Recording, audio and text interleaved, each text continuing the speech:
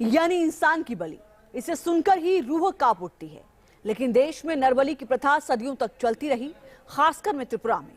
त्रिपुरा में राजशाही के दौरान हर साल सैकड़ों लोगों की नरबली दी जाती थी। त्रिपुरा में चुनाव है तो त्रिपुरा के इतिहास को भी न्यूज नेशन टटोल रहा है। त्रिपुरा में न्यूज नेशन ने उस जगह पर पहुंचकर वहां की पड़ताल की जहां नरबली दी जाती थी।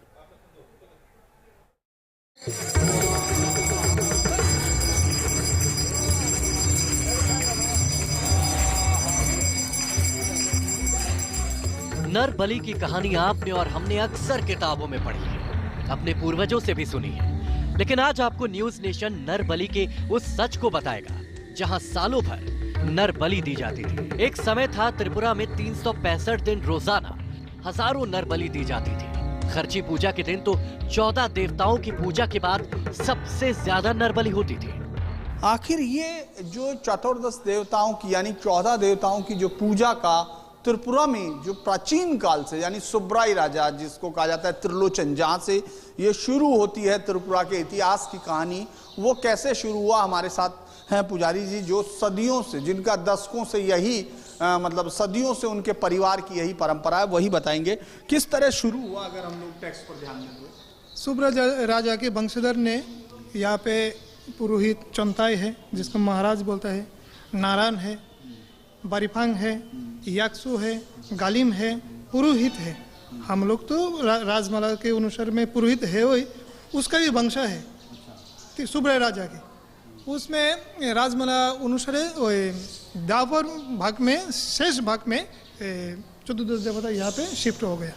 यहाँ पे आप मंदिर देख सकते हैं, साल में एक ही बार यहाँ पे पूजा होता है। अच्छा, साल में एक ही बार।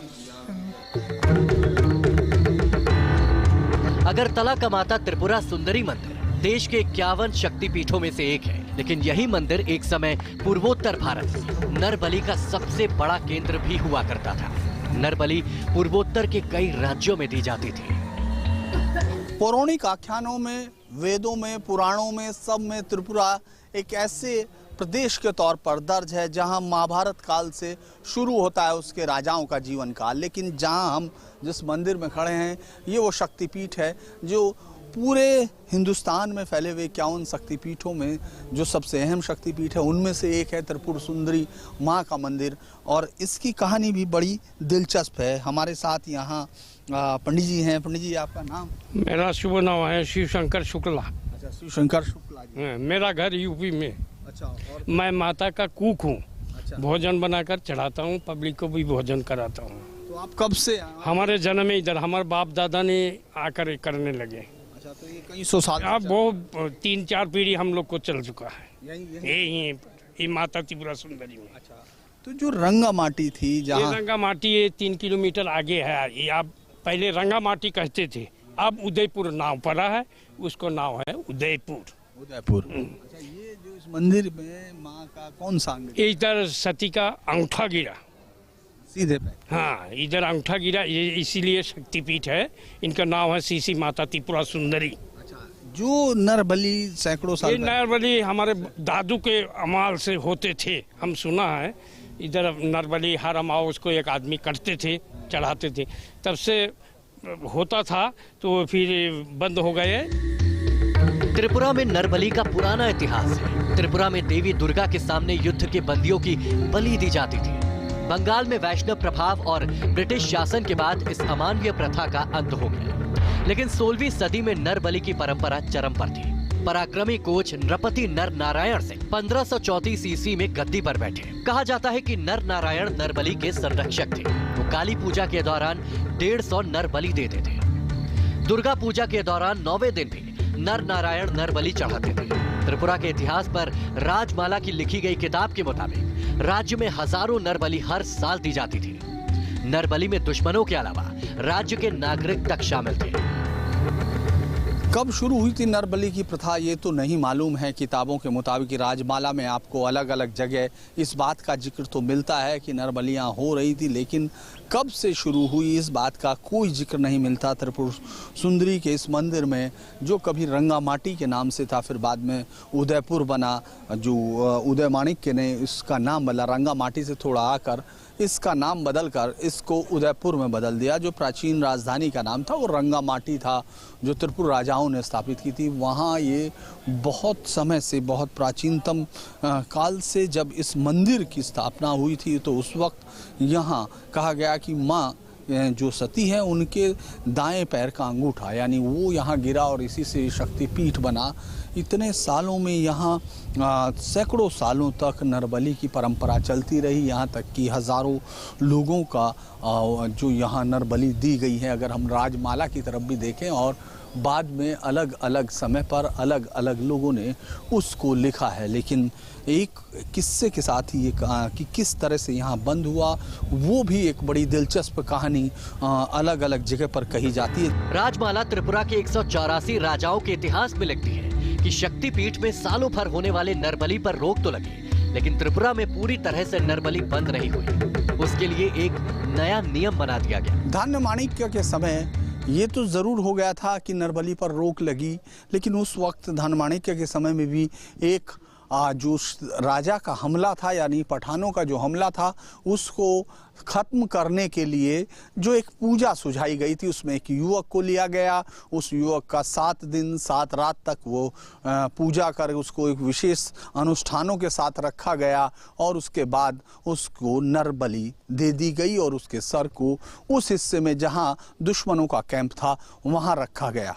उसके बाद राजमाला ये कहती है कि वो दुश्मन बुरी तरह हारे, लेकिन यहाँ के लिए बातचीत ज़रूर है, उसका जिक्र ज़रूर है, लेकिन उसी के साथ साथ वो किताब ये भी जिक्र करती है कि धन्य माणिक्य ने उसके बाद इस पर रोक लगा दी थी, और रोक भी कुछ शर्तों के साथ लगी थी। उनमें से एक मंदिर पर हम अभी चलेंगे जो चातुर्मास देवताओं का है। उस मंदिर को उस जो नरबली की जो रोक थी उससे थोड़ा अलग रखा गया था, यानी नरबली की परंपरा बंद हुई थी लेकिन कंप्लीट बैन नहीं लगा था। कुछ मंदिरों को और कुछ संख्या को उसमें छूट दी गई थी। माता त्रिपुरा सुंदरी मंदिर में ही नहीं बल्कि चतुर्दश देवता मंदिर में भी बड़ी संख्या में नरबली होती थी। हालांकि समय के हिसाब से माता त्रिपुरा सुंदरी में नरबली बंद हो गई। चतुर्दश देवता मंदिर में भी हजारों की तादाद में होने वाले नरबली पर लगाम लगा दिया गया, लेकिन नरबली प्रथा पूरी तरह से खत्म नहीं हो पाई। धर्मज्ञ रानी कमला के कहने पर धर्म माणिक्य ने नरबली बंद कर दी। ये नरबली वो थी जो बहुत ज़्यादा तादाद में हुआ करती थी, उसको ज़रूर रोक दिया गया। लेकिन कुछ चीज़ें जो इस नरबली में कही गई, उसके बाद एक नया आदेश राजा ने जारी किया। और अगर हम राजमाला की तरफ से देखते हैं तो उससे पहले जो राजाओं के समय में जो एक कस्टम थी ह्यूमन सेक्रीफाइस की, वो हर साल हज़ारों वेंगास यानी जो समय बंगाल के हिस्से को कहा जाता था, उनके लोगों को बिहेडेड किया जाता। किंग जब धन्य माणिक्य ने बंद किया तो ये जो तय हुआ उस समय, एक ह्यूमन सेक्रीफाइस जो चतुर्दश मंदिर होगा, ये पूरा चतुर्दश मंदिर है जो हर तीसरे साल में जहां एक नरबली दी जाएगी। इसके अलावा एक नरबली विक्टिम गौड़ी माँ कालिका को अलाउ किया गया जो कि आसानी से उपलब्ध हो सके। इसके अलावा 2 ह्यूमन सेक्रीफाइस यानी 2 आदमियों की बलि डाका पत्थर पर अलाउ की गई, लेकिन विक्टिम कलेक्टेड फ्रॉम एनिमी यानी दुश्मन से वो लोग कलेक्ट किए जाएं। इसके अलावा जो 2 ह्यूमन जो सेक्रीफाइस थे वो गोमती में कहा गया, मेड टू गोमती यानी उस शहर को जो डिस्ट्रिक्ट है उसमें, जबकि गंगा पूजा परफॉर्म्ड हो उस समय ह्यूमन सेक्रीफाइस। और इसके अलावा तमाम ह्यूमन सेक्रीफाइस रोक दिए गए, और इसी के साथ वो जो हजारों लोग, हजारों दुश्मनों की या तमाम लोगों की जो नरबली हुआ करती थी, वो सब यहाँ रोक दी गई। राजा धर्म माणिक्य ने नरबली जैसे कई फैसलों को बदला, तो गोविंद माणिक्य के समय इस पर काफी हद तक रोक लगा दी गई। उदयपुर यानी रंगामाटी से अगरतला राजधानी शिफ्ट करने के साथ ही चतुर्दश मंदिर को भी शिफ्ट किया गया। इस दौरान महाराज कृष्णदेव ने नरबली की जगह पशु बलि की शुरुआत की। अक्सर राजशाही जब अपनी राजधानी बदलती है तो बहुत सारी चीज़ें भी बदलती हैं।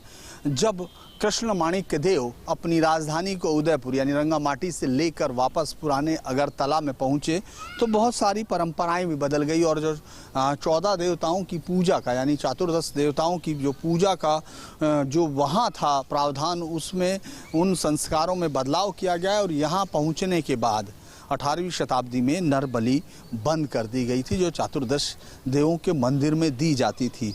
मंदिर में बलि की प्रथा काफ़ी आम थी, जो नरबलि वहाँ दी जाती थी उसका जिक्र लगातार यहाँ तक कि इंग्लिश डॉक्यूमेंट्स में हुआ, राजमाला में उसके बारे में पूरी तरह है। लेकिन जब ये मंदिर यहाँ पहुँचा और इस राजधानी अगरतला हुई तो उस पर रोक लग गई, यानी यहाँ चतुर्दश जो देवताओं का मंदिर था यहाँ वो नरबलि परंपरा बंद की गई और बलि जो जानवरों की बलि है उसको कभी कभी दिया जाता है, लेकिन इसके अलावा और कोई बलि नहीं। हालांकि आज भी ये सबसे बड़ा त्यौहार है। अगर हम त्रिपुरा की बात करते हैं, खर्ची पूजा के दौरान हज़ारों लाखों लोग यहाँ पहुँचते हैं। त्रिपुरा और आसपास के राज्यों से भी तमाम लोग यहाँ दर्शन करने पहुँचते हैं। ये आज भी त्रिपुरा की श्रद्धा का सबसे बड़ा केंद्र है। त्रिपुरा में बलि प्रथा का कितना महत्व है, इसका जिक्र त्रिपुरा के भारत में विलय के दौरान साइन हुए इंस्ट्रूमेंट ऑफ एक्सेशन में भी है। विलय पत्र में ये मेंशन है कि पशु बलि का खर्च राज्य सरकार उठाएगी। आज भी पशु बलि का खर्च राज्य सरकार ही उठाती है।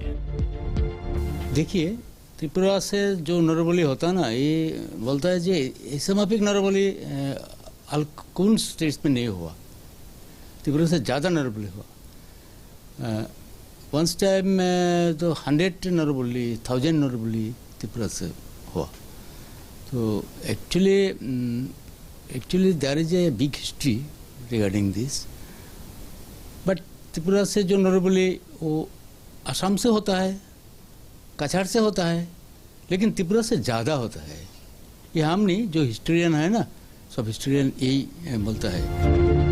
त्रिपुरा अपनी कला और परंपरा के लिए जाना जाता है। राजशाही के दौरान त्रिपुरा में नरबलि फिर पशु बलि की परंपरा थी। समय के साथ नरबलि को रोक दिया गया, लेकिन अभी भी कई इलाकों में पशु बलि दी जाती है।